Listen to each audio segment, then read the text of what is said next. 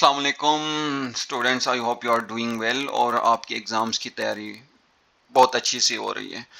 So we are here to help you. This time we have class 11 chemistry practical exam और हम इसको discuss करते हैं।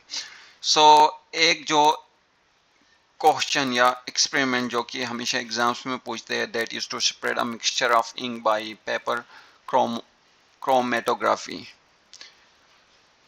इस एक्सपेरिमेंट को मैं आपको समझा देता हूँ। आपने एक पेपर क्रोमेटोग्राफी लेनी है, ठीक है।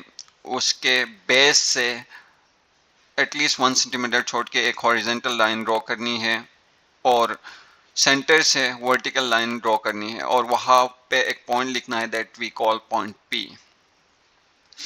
उस पॉइंट पे हमने क्या करना है, इनकी एक मिक्सचर हमें मिल जाएगी, उसके ड्रॉप्स वहाँ डालने हैं थ्रू यूजिंग कैपिलरी ट्यूब और उस पेपर को ड्राई होने देना है। और उसके बाद हमने क्या करना है, उस पेपर को एक सॉल्वेंट जो कि हमारे पास ट्यूब में पड़ी होगी उसमें रखनी है and letting it for some time so that the solvent as well as the ink components move upward। सही है। उसके बाद हमने क्या करना है, उनके जो डिस्टेंसेस है from point P we have to measure them. So पहला जो टास्क है that is to name the apparatus required to meet the objective, ठीक है। इसमें हमें चाहिए होगा दैट इज क्रोमेटोग्राफी, पेपर चाहिए होगा, पेंसिल एंड रूलर चाहिए होगा, बेकर चाहिए होगा, कैपिलरी ट्यूब चाहिए होगा, इंक मिक्सचर चाहिए होगा, सॉल्वेंट चाहिए होगा और क्लिप और stand to hold the paper.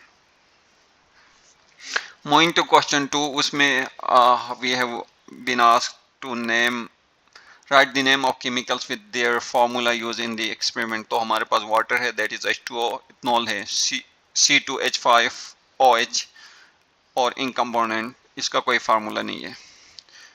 अच्छा, टास्क 3 में हमने सेटअप करनी है जो कि मैंने पहले ही समझा दिया है, आप इसको स्किप कर लें और वही प्रोसेस कर लें।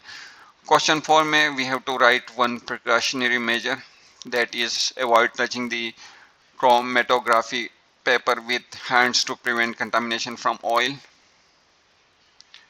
अच्छा, on the basis of that observe experiment हमने क्या करना है, यहाँ पे ऑब्जर्वेशंस रिकॉर्ड करनी है। तो हमारे पास 3 कंपोनेंट्स होंगे इंक के जो कि उस पेपर पे ट्रेवल कर गए होंगे, that is blue, green and red, ठीक है। हमने क्या करना है, इन तीनों की डिस्टेंसेस निकालनी है फ्रॉम पॉइंट पी और सॉल्वेंट की भी हमने निकालनी है डिस्टेंस फ्रॉम पॉइंट पी।